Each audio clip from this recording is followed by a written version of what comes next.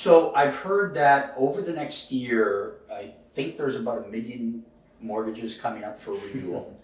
And over the next 2 years, I think in total about 45, I can't remember exactly the number, but 45 to 55% of the mortgages are coming up for renewal.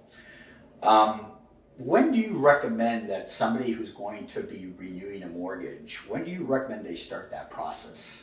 Well, your bank will allow you to start the process generally 6 months early. Okay, so you can get out of your mortgage 6 months early. Without a penalty? Without a penalty. Okay. With your existing lender. Right. To leave 6 months early and go to another lender, you're going to pay the penalty. Of course. Now, it's interesting though, because if you talk about, you're right, a lot of renewals are coming up now and next year. Why is that? Well, because most people were taking 5-year fixed rates or 5-year variables and then converting them in 2020 and 2021 when interest rates were down at 2%, maybe a bit higher. So you've got all of these people coming up for renewal in 25, 26. So would I advise those people to reach out to their bank and renew early? Depending on their scenario, it might make sense. I mean, that's one of the things you talk about. But from a general standpoint, no, you want to ride that rate right out to renewal. Why would you break 2% or 2.5% right now? Ride it till renewal. You can get rate quotes from your existing lender. Right. But one thing that, is interesting too is your existing lender oftentimes won't offer you a rate hold till renewal. So if you're 4 months out, let's say, and you've got 1.99 as your rate, and you go to your bank and say, look, I'm a little worried rates are going to go up right now. Can you lock me into a rate hold so that in 4 months from now, when my renewal's up, I'm good to go? Your bank won't do that. Okay? You have to actually go get a rate hold from another lender. And we get a lot of clients that will come and see me and say, Dan, my bank won't give me a rate. They won't give you any rate hold. No, they want me. They maybe for a week. They put a timeline on it. They go, these rates are only valid for a week. So do you want to renew early or not? Otherwise, these rates aren't going to be here anymore. Okay.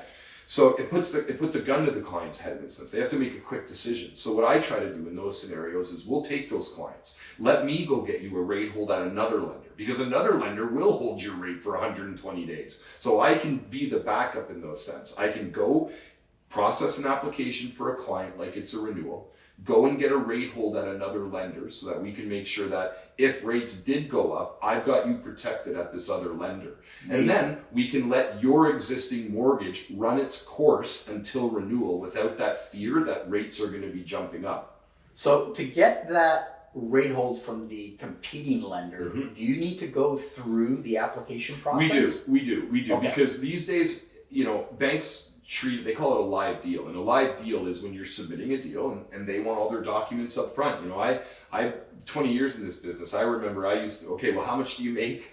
Tell me your down payment and there's your pre-approval and we'll send everything to the bank when you get the deal accepted. But it's different now. The banks are system and they want process. And part of that process, and listen, I can't disagree, the efficiency of having the documents ready to go up front is important. So when I'm submitting a deal to the bank, yes, they want the paperwork up front. But I mean, again, to the client, if this is your protection against interest rates going up. So I mean, if you're up for it, you just got to get me the documents and I'll go get you that rate hold. But Dan, you're going to have to get the documents ready anyway, so you might as well start early, right? Yeah, well, that's what I say, right? The more time you leave yourself, to me, typical mortgages will take about 30 days to process. Now, it can take longer. I mean, you can do them faster as well. But if you're inside 30 days and you've left it to the last minute, you're going to feel like you're scrambling around for documents. Yeah. So you're right. Not 60 to 90 days, 120 would be ideal because that's the rate hold. So if somebody was coming to me and said, Dan, when should I start my renewal process? I'd say 120 days because that's the length I can get that rate hold. Amazing.